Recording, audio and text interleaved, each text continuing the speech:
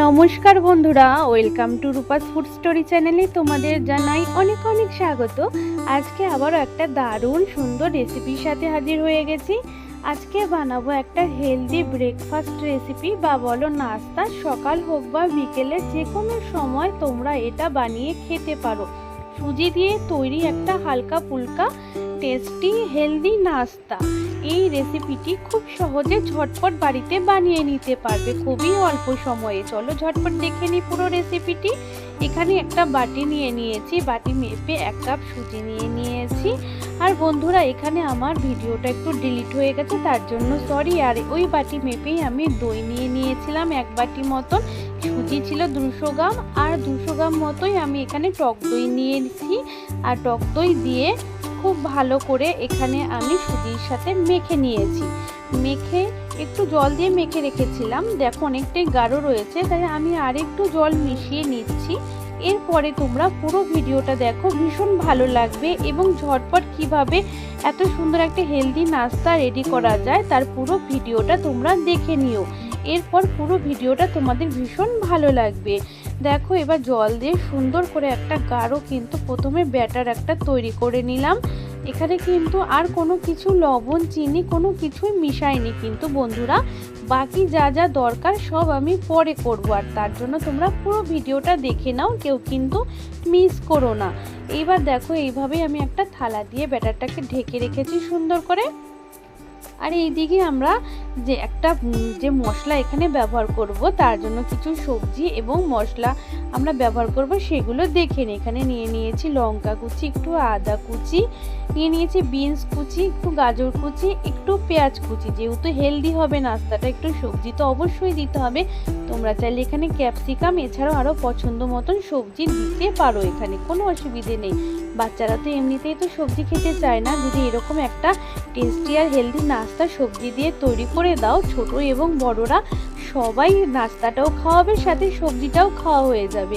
খুবই একটা দারুণ হেলদি নাস্তা এটা। চলো বন্ধুরা দেখে নাও রেসিপিটি। তারপর কড়াইতে আমি একটু সামান্য তেল গরম করতে দিয়ে দিয়েছি, খুবই সামান্য তেল দিয়ে দিয়েছি। তেলটাকে খুব ভালো করে নেব। সাদা তেল ব্যবহার করেছি এখানে, তোমরাও অবশ্যই সাদা তেল ব্যবহার করবে। তেলটাকে কিন্তু প্রথমে একটু খুব ভালো করে আমাদের গরম করে নিতে হবে। গরম না হওয়া পর্যন্ত কিন্তু তোমরা এখানে কোনো কিছুই ব্যবহার করবে না, তাহলে তেলের যে একটা কাঁচা গন্ধ আছে তা কিন্তু আমাদের খাবারটা খেতে বাজে লাগবে।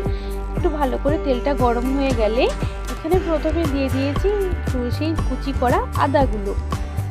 প্রথমে একটু আদা কুচি দিয়ে দিয়েছি, আদার পরিমাণটা কম দেবে, একটুই দেবে, খুব বেশি দেবে না। আদা কুচি দিয়ে দিয়েছি, লঙ্কা কুচি, ঝালটা তোমরা পছন্দ অনুযায়ী বাড়িয়ে কমিয়ে দিতে পারো।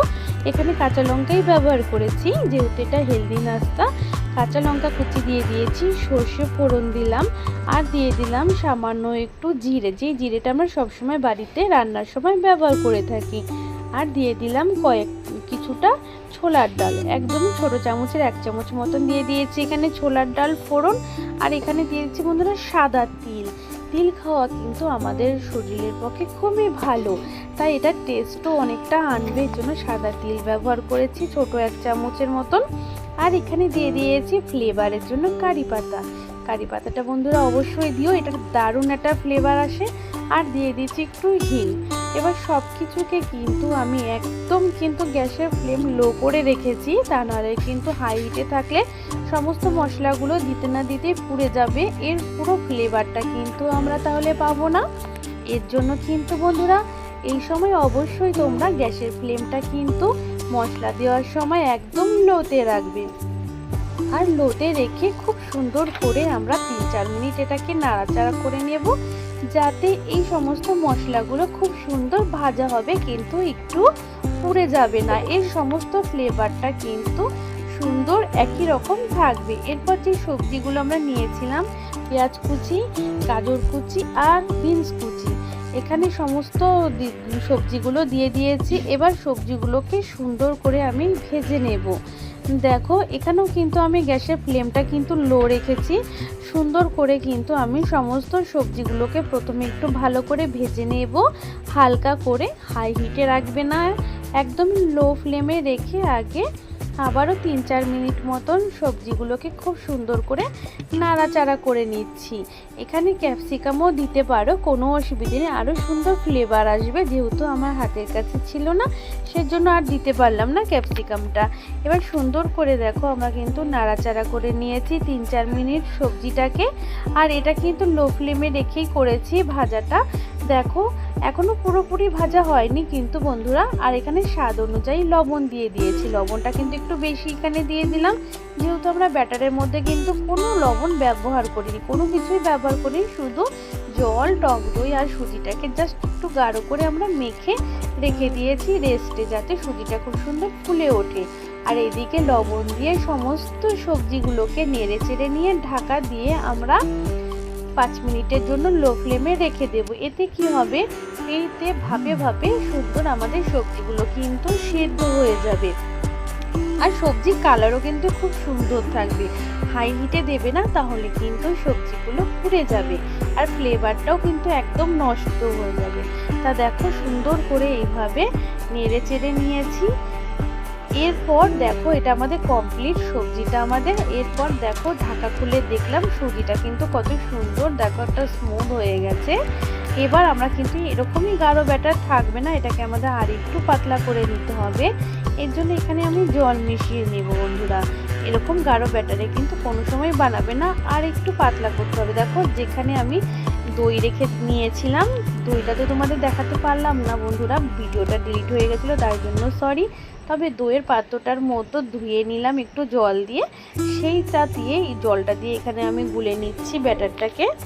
এখানে কিন্তু আমি 200 গ্রাম টক দই ব্যবহার করেছি, 200 গ্রাম সুজির জন্য 200 গ্রাম টক দই। এখানে দেখো জল দিয়ে সুন্দর একটা ব্যাটার তৈরি করে নিয়েছি, একদম গাঢ় হবে না আবার পাতলাও হবে না, মিডিয়াম থাকবে থিকনেসটা। তারপর দেখো সমস্ত ভাজা সবজিগুলোকে এখানে দিয়ে দিয়েছি। এবার খুব সুন্দর করে কিন্তু আমরা এটাকে মিশিয়ে নেব ব্যাটারের সাথে, যাতে সমস্ত ব্যাটারের মধ্যে সমস্ত সবজিটা খুব সুন্দর মিশে যায়। দেখো খুব সুন্দর করে কিন্তু আমাদের মিশিয়ে নিতে হবে। সব শেষে যেটা আমাদের মেন দিতে হবে সেটা হচ্ছে বেকিং সোডা। এখানে আমি বেকিং সোডা ব্যবহার করেছি একদমই ছোট চামচের 1 চামচ মতন হবে পরিমাণটা, যেহেতু আমার চামচটা এখানে বড়, তাই কিন্তু এখানে আমি 4 ভাগের 1 ভাগ মতন নিয়ে নিয়েছি বেকিং সোডা। আর বেকিং সোডা হাতে না থাকলে তোমরা ইনো আর সামান্য একটু লেবুর রস ব্যবহার করলেই সোডার কাজ করবে, সেটাও দিতে পারো, যেটা তোমাদের হাতের কাছে থাকবে বা সুবিধে হবে। এবার বেকিং সোডাটা দিয়ে খুব সুন্দর করে কিন্তু ভালো করে মিশিয়ে নিতে হবে, অনবরত নেড়ে চেড়ে, যাতে বেকিং সোডাটা সমস্ত ব্যাটারের মধ্যে সুন্দর মিশে যায়। ব্যাটার আমাদের রেডি হয়ে গেল। এবার আমরা সুজির এই নাস্তাগুলো তৈরি করে নেব। তার জন্য এখানে আমি একই মাপের স্টিলের বাটি নিয়ে নিয়েছি। দেখো তোমরা চাইলে আরও ছোট বাটিও নিতে পারো, আমার কাছে এর থেকে ছোট বাটি নেই, আমি এই সাইজের বড় একটু বাটিগুলোই নিয়ে নিয়েছি। এবার একটু করে সাদা তেল দিয়েছি, 3টে বাটিতেই আমি সাদা তেল মেখে নিয়েছি। কত সহজে স্টিলের বাটিতে তোমরা এত সুন্দর একটা হেলদি নাস্তা তৈরি করে নিতে পারবে, একদম সেটা তোমরা দেখলেই বুঝতে পারবে পুরো ভিডিওটা। দেখো এবার আমি 1.5 হাতা মতন করে ব্যাটার এখানে দিয়ে দিচ্ছি। আর বাটি ভরে কোনো সময় তোমরা ব্যাটার কিন্তু এখানে দেবে না, কারণ এই নাস্তাটা কিন্তু অনেকটাই ফুলে উঠবে, আর বাটি ভরে দিলে কিন্তু বাইরে চলে আসবে। এর জন্য কিন্তু তোমাদের ব্যাটারটা মাঝামাঝিতে রাখতে হবে। এখানে দেখো একটা কড়াইতে আমি স্ট্যান্ড দিয়ে জল গরম করতে বসিয়ে রেখেছি। খুব ভালো করে প্রথমে হাই হিটে কিন্তু আমি জলটাকে ফুটিয়ে দেখো কতটা গরম করে নিয়েছি কড়াইটা। এবার আমি বাটিগুলোকে স্ট্যান্ডের ওপর বসিয়ে রাখবো। দেখো একটা একটা করে আমি 3টে বাটি এখানে বসিয়ে রাখলাম, তোমরা চাইলে থালাও ব্যবহার করতে পারো, তবে আমি এখানে আর কোনো রকম থালা ব্যবহার করলাম না, ডাইরেক্ট আমি এখানে স্ট্যান্ডের উপরই বসিয়ে দিয়েছি। এবার আমরা একটা থালা দিয়ে কভার করে নেব, এটাকে ঢাকা দিয়ে নেব ভালো করে, যাতে এর মানে ঢাকাটা থাকে খুব সুন্দর, হাওয়াটা যাতে সহজে বাইরে না বেরিয়ে আসতে পারে।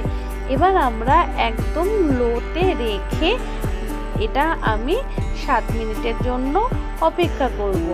লোতে রেখে দেখো 7 মিনিটের জন্য অপেক্ষা করছি। একদম দেখেছো নিচে যে জলটা ফুটছে কত আস্তে, একদম হাই হিটে দিলে কি হবে, জলটার বাষ্পটা বা জলগুলো কিন্তু বাটির মধ্যে ঢুকে যাবে। দেখো মাঝে কিন্তু এখন আমাদের পুরো রেডি হয়নি, মাঝে আমি একবার ঢাকা খুলে নিলাম।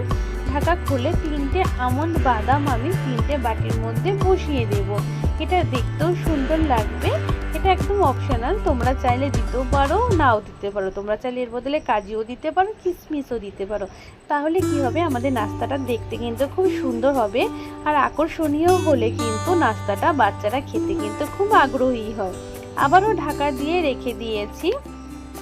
এরপর আমরা আবার 3-4 মিনিট অপেক্ষা করব। দেখো 3-4 মিনিট পর আবার ঢাকাটা খুলে নিলাম। এবার একটা ছোট কাঠি দিয়ে আমরা দেখে নেব যে আমাদের নাস্তাটা রেডি হয়েছে কিনা, কারণ তা নাহলে কিন্তু আমরা বুঝতে পারবো না যে ভেতর থেকে, এটা উপর থেকে দেখে বোঝা যাচ্ছে যে হয়ে গেছে, ভেতর থেকে হয়েছে কিনা সেটাই চেক করতে হবে। একটা কাঠি ঢুকিয়ে দেখবে, যদি কাঠিটা এরকম সুন্দর পরিষ্কার আসে তাহলে ভাবতে হবে যে আমাদের নাস্তাটা একদম পারফেক্ট রেডি হয়ে গেছে। আর যদি কাঠির গায়ে লেগে যেত তাহলে বুঝতে হতো যে আর একটু আমাদের ওয়েট করতে হবে। না, এখন কিন্তু আমাদের নাস্তাগুলো একদম পারফেক্ট রেডি হয়ে গেছে, যেহেতু আমাদের কাঠিগুলো পুরো পরিষ্কার এসেছে। আমি এবার যেহেতু বাটি গরম আছে, আমি সাঁড়াশি দিয়ে ধরে তোমাদের দেখাচ্ছি কত সুন্দর ফুলে উঠেছে নাস্তাগুলো। আর তারপর বাটিগুলোকে খুব সুন্দর ঠান্ডা করে নিয়েছি। দেখো ঠান্ডা করে নেওয়ার পরে এবার আমি এগুলোকে তুলে দেখাবো খুব সুন্দর করে। যেই হাতাটা দিয়ে ব্যাটারটা গুলেছিলাম, হাতার পেছনটা দিয়ে এইভাবে আমি দেখো খুব সুন্দর করে একটু দেখো সাইড দিয়ে ছাড়িয়ে নিতে হবে। এইভাবে একটা সাইড ধরে একটুখানি ঘুরিয়ে নিলেই সুন্দর কিন্তু নাস্তাটা একদম বেরিয়ে আসবে। তবে কিন্তু এটা বন্ধুরা মনে রাখবে, ঠান্ডা হওয়ার পরেই পুরোপুরি কাজটা করতে হবে। গরম থাকা অবস্থায় করলে এটা কিন্তু ছাড়বে না, ভেঙে যাবে। কত সুন্দর হয়েছে দেখো, একদম গোল হয়েছে আর দেখতে কত সুন্দর হয়েছে। এখানে কিন্তু আমি 200 গ্রাম সুজি দিয়ে পাঁচটা তৈরি করে নিয়েছি, যেহেতু আমার বাটিটা অনেকটাই বড়। ছোট বাটি হলে আরও কয়েকটা নাস্তা তৈরি হয়ে যেত সুজি।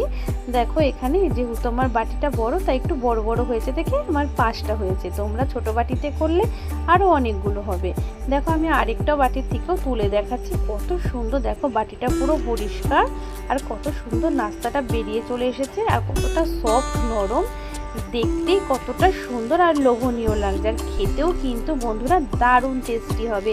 এটা খাওয়ার জন্য আর কোনো রকম কোনো কিছুর প্রয়োজন পড়বে না, শুধুই তোমরা খেয়ে নিতে পারবে, এতটাই টেস্টি হয়। তোমরা অবশ্যই বাড়িতে বানিয়ে খেয়ে দেখো এবং আমাকে কমেন্ট করে জানিও।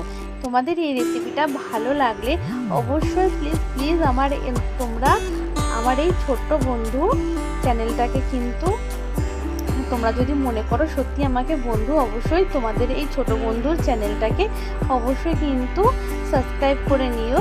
আর আমার ভিডিওটাতে একটা অবশ্যই লাইক করে দিও। তোমরা সব সময় আমার সাথে থেকো, পাশে থেকো নিজের বন্ধু মনে করে। আর তোমরা পাশে না থাকলে আগামী দিনগুলোতে হয়তো এগিয়ে যেতে পারবো না, তাই পুরোটাই তোমাদের হাতে। অবশ্যই তোমরা খুব ভালো থেকো এবং সুস্থ থেকো এবং সবসময় আমার পাশে থেকো এবং আমাকে সাপোর্ট করো। আর এই ভিডিওটা আরও অন্যান্য বন্ধু এবং ফ্যামিলির মাঝে একটু বেশি করে শেয়ার করে দিও, যাতে সেই সমস্ত বন্ধুরাও আমার এই ভিডিওটা অবশ্যই দেখে নিতে পারে এবং এরকম হেলদি নাস্তা তারাও যেন বাড়িতে খুব সহজে চটজলদি বানিয়ে নিতে পারে বাড়ির ছোট এবং বড়দের জন্য। এই রাস্তাটা খেয়ে কিন্তু ছোট বড় সবাই কিন্তু খুব খুশি হবে এবং তোমাকে কিন্তু আরেকদিন বানানোর জন্য কিন্তু অবশ্যই কিন্তু রিকোয়েস্ট করবে। সত্যি এটা খুবই একটা ভালো এবং হেলদি নাস্তা। আবারও কোনো রেসিপির সাথে হাজির হয়ে যাব। তোমরা ভালো থেকো, বাই।